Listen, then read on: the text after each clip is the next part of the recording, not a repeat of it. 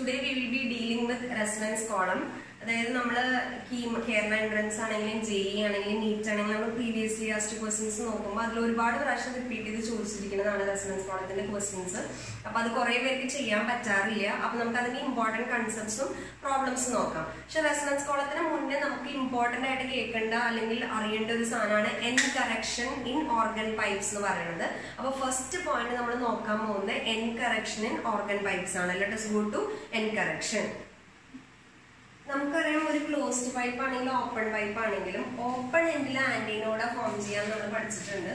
Closed എൻഡിൽ നോഡാണ് form ചെയ്യാം. ഓക്കെ, പക്ഷെ നമ്മൾ പ്രാക്ടിക്കലി നോക്കുമ്പോൾ എക്സാക്ട്ലി ഒരു ആന്റി നോഡ് എക്സാക്ട് ഓപ്പൺ എൻഡിലല്ല ഫോം ചെയ്യുക, ഒരു ഇത്തിരി കയറിയിട്ടാണ്. അതായത് അത് ഡ്യൂ ടു പ്രഷർ വേരിയേഷൻസ് ആണ്. പ്രഷർ വേരിയേഷൻസിന്റെ എഫക്ട് കാരണം കുറച്ച് കയറിയിട്ടാണ്. അപ്പൊ ഈ ഒരു ലെങ്ത് നമ്മൾ നോർമലി ഇവിടം വരെയുള്ള ലെങ്ത് എടുക്കുള്ളൂ.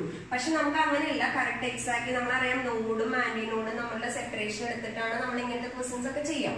അപ്പൊ നമ്മൾ എടുക്കുന്നത് ഈ ഡിസ്റ്റൻസ് വരെയാണ്. അങ്ങനെയല്ല, ഇതും കൂടെ നമ്മൾ ഇൻക്ലൂഡ് ചെയ്യണം. ഇതിന്റെ വാല്യൂ 0.3 ടൈംസ് ഡയമീറ്റർ ആണ്. Okay, 0.3 times diameter, but D represents diameter of the pipe. Cylindrical ഇതിലാണ് നമ്മൾ പൈപ്പ് പറയാം.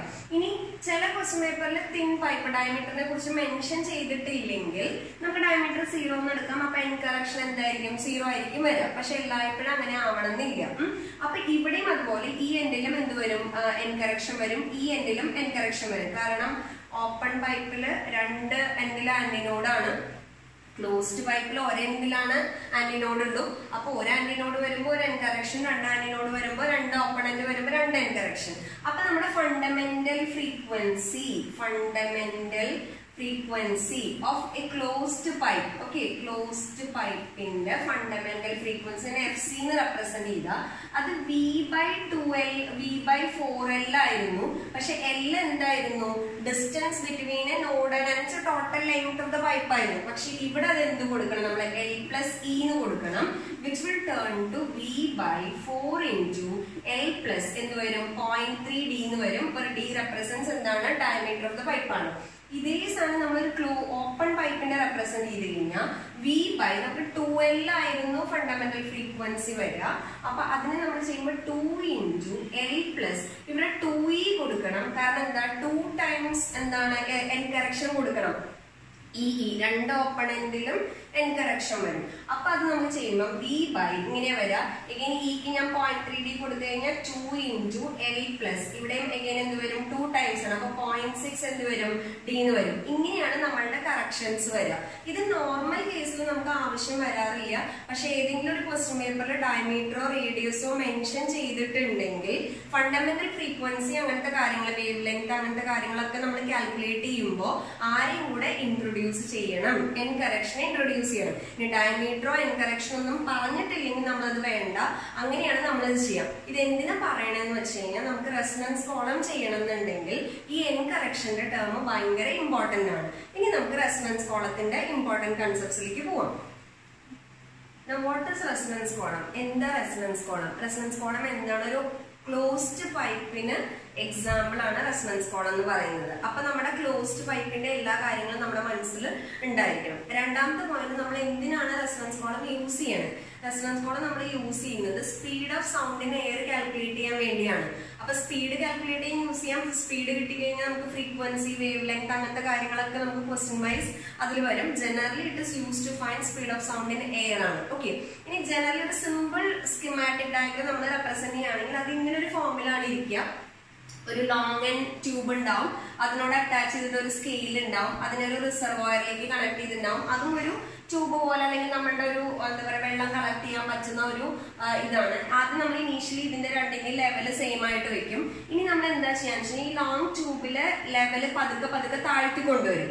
എന്നിട്ട് ഇവിടെ നമ്മളൊരു ട്യൂണിംഗ് ഫോർക്ക് വൈബ്രേറ്റ് ചെയ്യിപ്പിക്കും. അപ്പൊ ലെവല് താഴ്ത്തി കൊണ്ടുവരുമ്പോ ട്യൂണിംഗ് ഫോർക്ക് വൈബ്രേറ്റ് ചെയ്യുമ്പോൾ ലെവല് താഴ്ത്തി കൊണ്ടുവരും. അപ്പൊ ഇവിടെ നോക്കി ഒരറ്റം വെള്ളത്തിലാണ്, മീൻസ് ഇവിടെ വെള്ളത്തിലാണ്, ഇവിടെ ഓപ്പൺ ആണ്. അപ്പൊ ഇതൊരു എന്ത് പൈപ്പിന് എക്സാമ്പിൾ ആവും? ക്ലോസ്ഡ് പൈപ്പിന് എക്സാമ്പിൾ ആണ്. അപ്പൊ ഇവിടെ നമ്മളൊരു ട്യൂണിംഗ് ഫോർക്ക് വെച്ച് കഴിഞ്ഞ് കഴിഞ്ഞാൽ ഈ ട്യൂണിംഗ് ഫോർക്കിന്റെ ഫ്രീക്വൻസിയും ഇവിടെ ഉണ്ടാവുന്ന എയർ കോളത്തിന്റെ വൈബ്രേഷണൽ ഫ്രീക്വൻസിയും മാച്ചിങ് ആവുമ്പോൾ നമുക്ക് ഇവിടെ മാക്സിമം സൗണ്ട് കിട്ടും. ട്യൂണിംഗ് ഫോർക്കിന്റെ സൗണ്ട് നമുക്ക് എന്ന് പറഞ്ഞിട്ടാണ് സൗണ്ട്. അത് കൂടി വരും, നമുക്ക് കൂടി വരും എന്ന് പറഞ്ഞാൽ ഇതിന്റെ ആന്റിനോടും ഇതുമായിട്ട് വൈബ്രേഷൻസ് മാച്ച് ചെയ്യുമ്പോഴാണ് നമുക്ക് ഫസ്റ്റ് സൗണ്ട് കേൾക്കുക.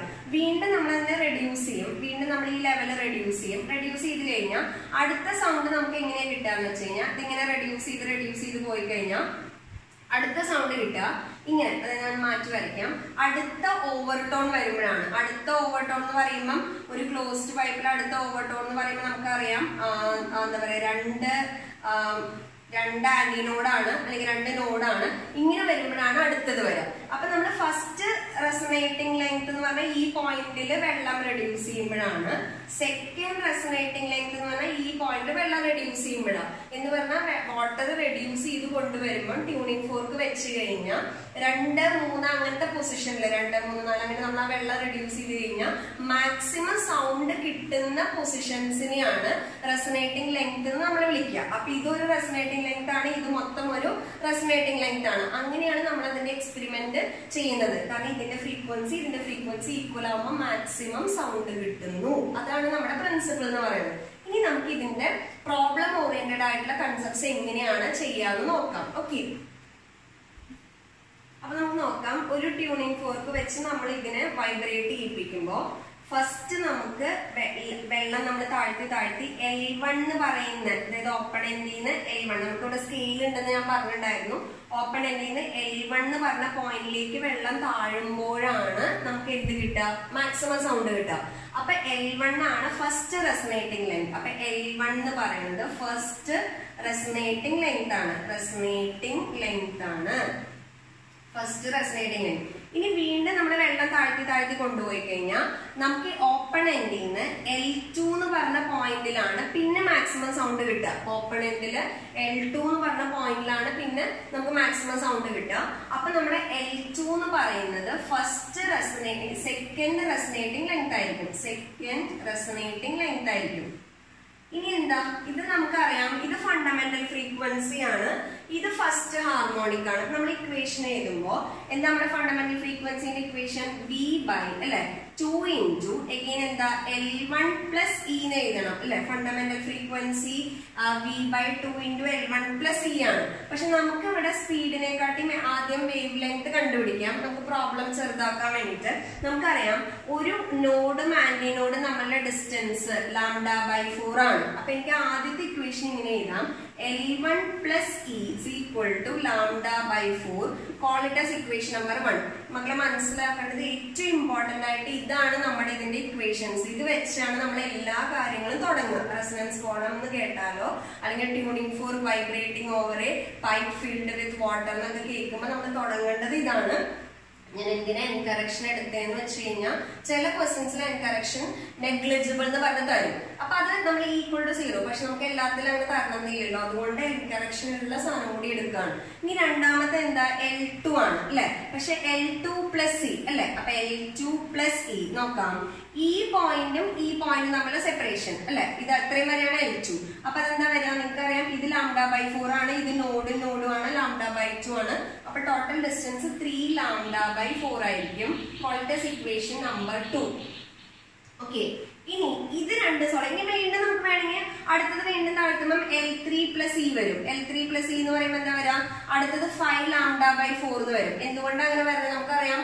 നമ്മളുടെ ക്ലോസ്ഡ് പൈപ്പിന്റെ ഫ്രീക്വൻസി അല്ലെങ്കിൽ ഇതിന്റെ റേഷ്യോ ലാംഡ ഫ്രീക്വൻസി ആണ്. അപ്പൊ റേഷ്യോസ് വരെ 1:3:5:2 എന്നാണ് വരിക. അപ്പൊ അത് നമ്മൾ L3 plus E equal to 5 λ/4. ഞാൻ 3 എണ്ണം കൂടി എഴുതാണ്, മൂന്നാമത്തെയും കൂടി എഴുതാണ്.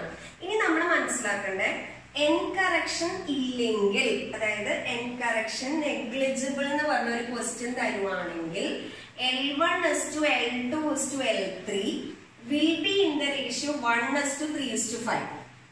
അതായത് എൻകറക്ഷൻ ഇല്ലെങ്കിൽ ഈ 0 നോക്കിയാൽ മതി. L1 λ/4 ആയി, L2 3 λ/4 ആയി, L3 5 λ/4 ആയി.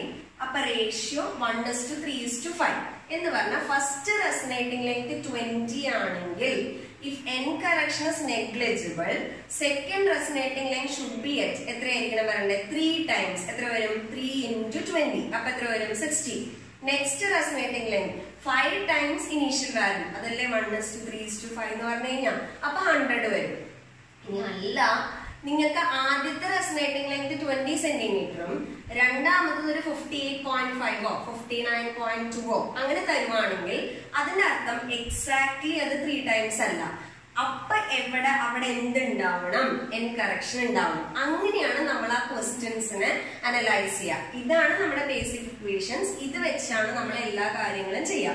അപ്പൊ n കറക്ഷൻ ഇല്ലെങ്കിൽ കറക്റ്റ് 1:1:3:5 ആദ്യത്തെ ലെങ്ത്തിന്റെ 3 ടൈംസ്, രണ്ടാമത്തെ അടുത്തതിന്റെ 5 ടൈംസ്, ആദ്യത്തെ 5 ടൈംസ്, മൂന്നാമത്തെ വരും. ഇനി അല്ല അതിൽ എന്തെങ്കിലും വ്യത്യാസം ഉണ്ടെങ്കിൽ ആ ക്വസ്റ്റ്യനിൽ നമ്മൾ എന്തുകൂടെ കൺസിഡർ ചെയ്തിട്ടുണ്ടാവണം, n കറക്ഷൻ കൂടെ കൺസിഡർ ചെയ്തിട്ടുണ്ടാവണം. ഇതാണ് എല്ലാവരും ഏറ്റവും ആദ്യം ഓർത്ത് വെക്കേണ്ട പോയിന്റ്. ഓക്കെ ആണെന്ന് വിചാരിക്കണം. ഓക്കെ, രണ്ടാമത്തെ point, how to calculate n correction when resonating lines are given to you. എങ്ങനെയാണ് n കറക്ഷൻ കാൽക്കുലേറ്റ് ചെയ്യുക? സാധാരണ ക്വസ്റ്റ്യൻ ചോദിക്കുന്നതാണ്.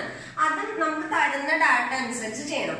നിങ്ങൾക്ക് ഫസ്റ്റ് റെസനേറ്റിംഗ് ലെങ്തും സെക്കൻഡ് റെസനേറ്റിംഗ് ലെങ്തോ തന്നിട്ടില്ലെങ്കിൽ നിങ്ങൾ ഓർക്കേണ്ടത് ഈ രണ്ട് സാധനങ്ങളാണ്. ഇതെന്തായാലും നമ്മുടെ കയ്യിൽ വേണം കേട്ടോ.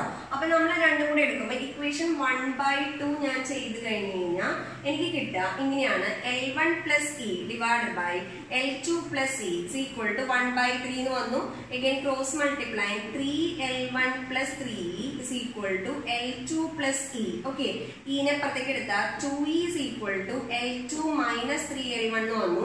E is equal to L2 - 3L1 divided by 2 എന്നാണ് നമുക്ക് ആൻസർ വരിക. ഇതാണ് നമ്മളുടെ n കറക്ഷൻ. ഇത് ഏത് ടേംസിലാണ്? In terms of first resonating length and second resonating length. Question പേപ്പറിൽ first resonating length, second resonating length എന്ന് പറയുകയാണെങ്കിൽ ഇതാണ് n കറക്ഷൻ. ചിലപ്പോ ഫസ്റ്റും സെക്കൻഡും അല്ല പറയാ, ചിലപ്പോ പറയാ സെക്കൻഡും തേർഡും ആയിരിക്കും പറയാം. അങ്ങനെയാണെങ്കിലോ നമുക്ക് വീണ്ടും 2/3. അത് ഞാൻ രണ്ട് പോസിബിലിറ്റീസ് കാണിച്ചു തരാണ് കേട്ടോ. കൂടുതലും ഇതാണ് നമുക്ക് ചോദിക്കാറ്, പക്ഷെ ക്വസ്റ്റ്യൻ പേപ്പർ അനുസരിച്ച് മാറാം. 1, 2, 3 ഒക്കെ തരാണെങ്കിൽ നമുക്ക് ഏത് വേണമെങ്കിലും എടുത്ത് ചെയ്യാം. അപ്പൊ സെക്കൻഡും തേർഡിന്റെ ടേമിലാണെങ്കിൽ വീണ്ടും അത് ഡിവൈഡ് ചെയ്യാം. അപ്പൊ എന്താ വരാം?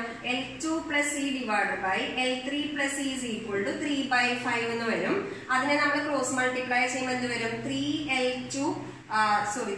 5L2 ക്രോസ് മൾട്ടിപ്ലൈ ചെയ്യാം. 5L2 + 5E equal to 3L3 + 3 എന്ന് വരും അല്ലെ. അപ്പൊ അത് വീണ്ടും ഞാനിവിടെ എന്താ പറയാ ക്രോസ് മൾട്ടിപ്ലൈ ചെയ്ത് എഴുതി കഴിഞ്ഞു കഴിഞ്ഞാൽ എനിക്ക് 5L2 ഞാൻ ഈ 5E 3 ഇങ്ങോട്ട് എടുക്കാണ്, മറ്റത് അങ്ങോട്ട് എടുക്കാണ്. അപ്പൊ 2E is equal to എനിക്ക് വരാം 3L3 - 5L2 എന്നാണ്. E is equal to 3L3 - 5L2 divided by 2 എന്ന് വന്നു.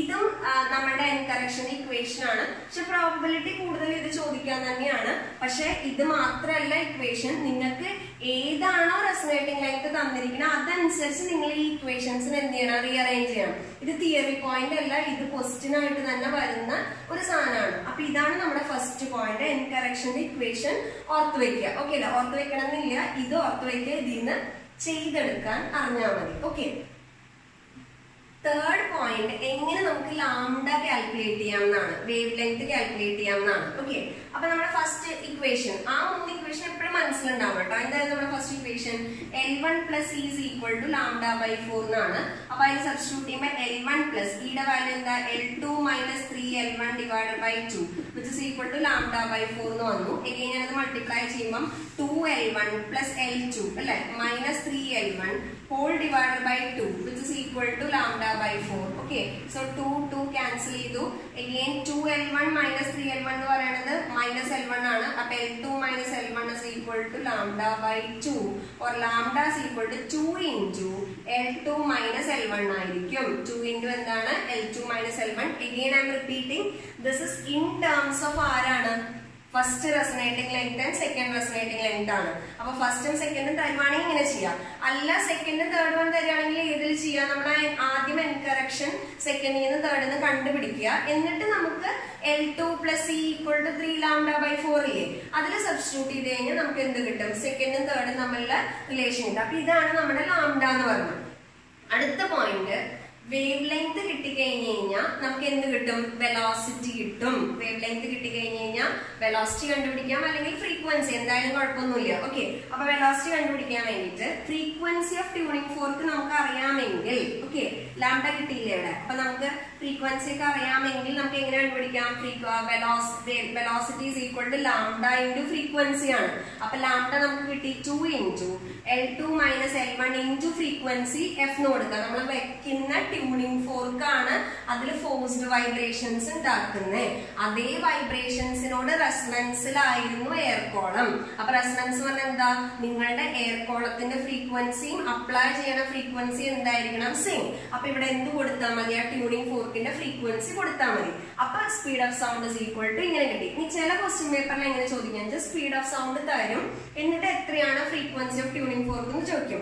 ഞാനിപ്പോ ഇത് കാണിച്ചു തന്നത് എന്താന്ന് വെച്ച് കഴിഞ്ഞാൽ ഫസ്റ്റ് റെസണേറ്റിംഗ് ലെങ്തും സെക്കൻഡ് റെസണേറ്റിംഗ് ലെങ്തിന്റെ ടേമിൽ നിങ്ങൾക്ക് തിയറി പോലെ ക്വസ്റ്റ്യൻ വരികയാണെങ്കിൽ ചെയ്യാനാണ്. ഇനി അതല്ല വേറെ ഏതെങ്കിലും സെക്കൻഡും തേർഡും വരണമെങ്കിൽ ഇതേ പ്രൊസീജിയർ നമ്മൾ എന്ത് ചെയ്യണം?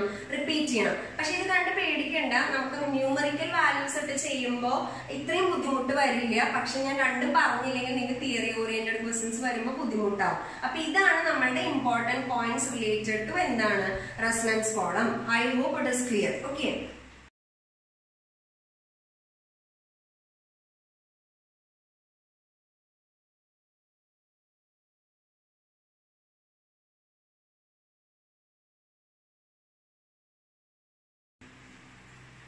എൻകറക്ഷൻ 1 സെന്റിമീറ്റർ തന്നിട്ടുണ്ട്. L1 first resonating line 15 centimetre, L2 നമുക്ക് വേണ്ടത് L2 ആണ്. ഒരു മെത്തേഡ് എന്ന് പറയുന്നത് ഈസ് ഈക്വൽ ടു നമുക്ക് ഡയറക്റ്റ് ഇക്വേഷൻ അറിയാമെങ്കിൽ L2 മൈനസ് 3L1/2 എഴുതാം. അപ്പൊ ഈ തന്നു 1 സെന്റിമീറ്റർ, L2 മൈനസ് ഇത് 45 ഡിവൈഡ് ബൈ 2. അപ്പൊ നമ്മൾ സബ്സ്റ്റിറ്റ്യൂട്ട് ചെയ്യുമ്പോൾ 2 is equal to L2 minus 45 or L2 is equal to 47 എന്ന് നമുക്ക് വരും. 47 സെന്റിമീറ്റർ. ഇത് നമുക്ക് ഓർമ്മയുണ്ടെങ്കിൽ ഇങ്ങനെ ചെയ്യാം. അല്ലെങ്കിൽ എന്ത് ചെയ്യാന്ന് വെച്ചാൽ ബേസിക് ആയിട്ട് ഞാൻ പറഞ്ഞില്ല, ആദ്യം എഴുതിയ 3 ഇക്വേഷൻസ് നമ്മുടെ മനസ്സിൽ ഉണ്ടായാൽ മതി. എന്ത് ചെയ്യാം?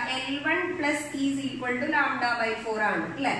L2 plus is equal to എന്താ വരിക? 3 λ/4 ആണ്. അപ്പൊ നമ്മൾ എന്ത് ചെയ്യാന്ന് വെച്ചാൽ ഈ λ/4ന്റെ ഇക്വേഷൻ ഇവിടെ ഡയറക്റ്റ് കൊടുക്കുക. അപ്പൊ L2 പ്ലസ് ഈയുടെ വാല്യൂ 1 സെന്റിമീറ്റർ ആണ്. 3 into L1 plus E. Okay, substitute ചെയ്യുമ്പോൾ 3 ഇൻറ്റു L1 എത്രയാ? 15 ആണ്. ഈ എത്രയാ? 1 സെന്റിമീറ്റർ. അപ്പൊ 3 ഇൻറ്റു 16 48 വന്നു. അപ്പൊ നമുക്ക് വരാ L2 plus 1 is equal to 48 എന്ന് പറഞ്ഞു. L2 ഇസ് ഈക്വൽ ടു എന്താ പറയുന്നത്? 47 എന്ന് വന്നു. ഓക്കെ, അപ്പൊ ഇതാണ് നമ്മളുടെ ഫസ്റ്റ് പ്രോബ്ലം എന്ന് പറയുന്നത്.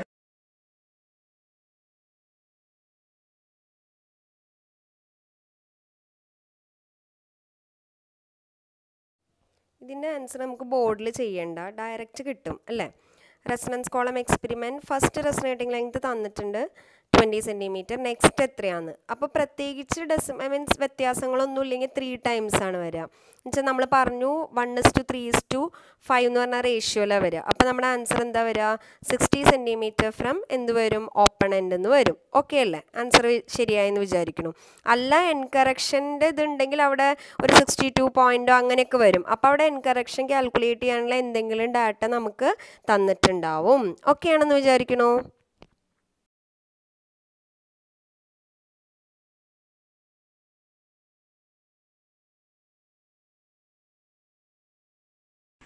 First resonating length 0.5 meter, second resonating length 0.84 meter, speed of sound in air is 340 meter per second. Question അനുസരിച്ച് സ്റ്റെപ്പ് ചെയ്യാം കേട്ടോ. നമുക്ക് എന്താ ചോദിച്ചിരിക്കുന്നത്? ഫ്രീക്വൻസി ആണ്. അപ്പൊ ഫ്രീക്വൻസി കിട്ടണമെങ്കിൽ വേവ് ലെങ്ത് വേണം, കാരണം ഓൾറെഡി വെലോസിറ്റി ഉണ്ട്. എങ്ങനെയാ വേവ് ലെങ്ത് കാൽക്കുലേറ്റ് ചെയ്യാം? നിങ്ങൾക്ക് 2 തരത്തിൽ ചെയ്യാം. ഒന്ന് നമ്മൾക്ക് L1 പ്ലസ് സി വെച്ച് ചെയ്യാം. പക്ഷെ ഇവിടെ ഈ കാൽക്കുലേറ്റ് ചെയ്യുമ്പോൾ നമ്മുടെ സ്റ്റെപ്പ് കൂടും. അപ്പൊ നമ്മൾ ലാംഡയുടെ ഡയറക്റ്റ് ഇക്വേഷൻ ഇവിടെ കൊടുക്കുകയാണ്. Lambda is equal to 2 into L2 minus L1. ഇതിനാണ് ഞാൻ ആ സ്റ്റെപ്പുകൾ മുഴുവൻ നേരത്തെ കാണിച്ചു തന്നെ. അപ്പൊ അതിൽ സബ്സ്റ്റിറ്റ്യൂട്ട് ചെയ്യുമ്പോൾ 2 ഇൻറ്റു L2ന്റെ വാല്യൂ 0.84 മൈനസ് ഇത് 0.5 ആണ്. അപ്പൊ ഇത് ചെയ്യുമ്പോൾ 0.34 എന്ന് വരും. 2 ഇൻറ്റു 0.34 ആണ്. അപ്പൊ നമുക്ക് എത്ര വരാം? 0.68 മീറ്റർ എന്ന് വരും. 0.68 മീറ്റർ ആണ് ലാംഡ. ഇനി എന്താ ക്വസ്റ്റ്യൻ വെച്ചാൽ ഫ്രീക്വൻസി അല്ലേ? എങ്ങനെയാ ഫ്രീക്വൻസി? v by lambda. അപ്പൊ 340 മീറ്റർ പെർ സെക്കൻഡ് ആണ് സ്പീഡ് ബൈ ലാംഡ എന്ന് പറയുന്നത് 0.68 മീറ്റർ ആണ്. ഇത് സോൾവ് ചെയ്യുമ്പോൾ 340, 34, 68, 1/2 വരും. അപ്പൊ നമുക്ക് സോൾവ് ചെയ്യുമ്പോൾ 500 എന്താണ് ഹെർട്സ് എന്നാണ് വരിക, ആൻസർ വരിക. അപ്പൊ നിങ്ങൾക്ക് തന്ന ഡാറ്റ അനുസരിച്ച് ചെയ്യാം. ഇത് കുറച്ചുകൂടെ ലെങ്തി ആയിട്ടും ചെയ്യാം കേട്ടോ.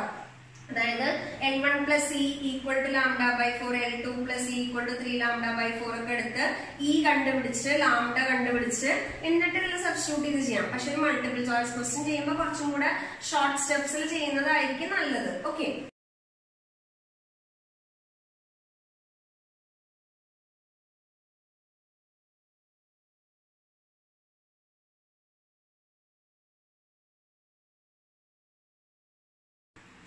ഇതൊരു ഡിഫറെന്റ് ടൈപ്പ് ഓഫ് ക്വസ്റ്റ്യൻ ആണ്. ഫസ്റ്റ് റെസൊനേറ്റിംഗ് ലെങ്തും സെക്കൻഡ് റെസൊനേറ്റിംഗ് ലെങ്തും തന്നിട്ടുണ്ട്. Maximum permissible error in the measurement of velocity എന്നാണ് ചോദിച്ചിരിക്കുന്നത്.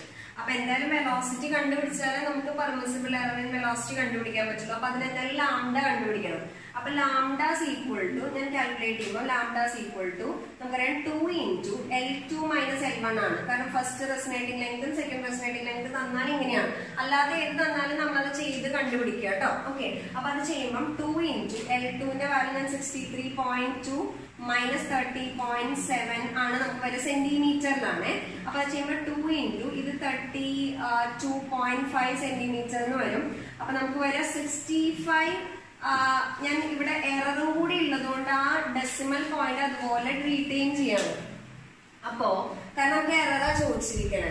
അപ്പൊ അത് 65 പ്ലസ് ഓർ മൈനസ് 0.1 സെന്റിമീറ്റർ ആണ് വരേണ്ടത്. കാരണം നിങ്ങൾക്ക് ചോദിച്ചിരിക്കുന്ന ക്വസ്റ്റ്യൻ എററാണ്. അപ്പൊ നമ്മളുടെ ആ ഗ്രാജുവേഷൻ സ്കെയിലിന്റെ സാധനം നമ്മളിവിടെ കൊടുക്കണം. അത് 0.1 സെന്റിമീറ്റർ ആണ് വരിക.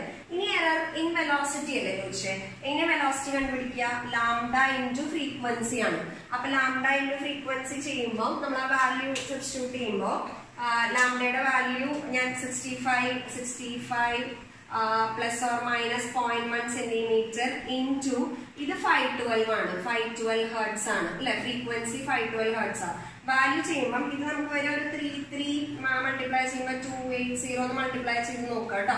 ഇത് ചെയ്യുമ്പം ഇത് 51.2 എന്ന് വരും.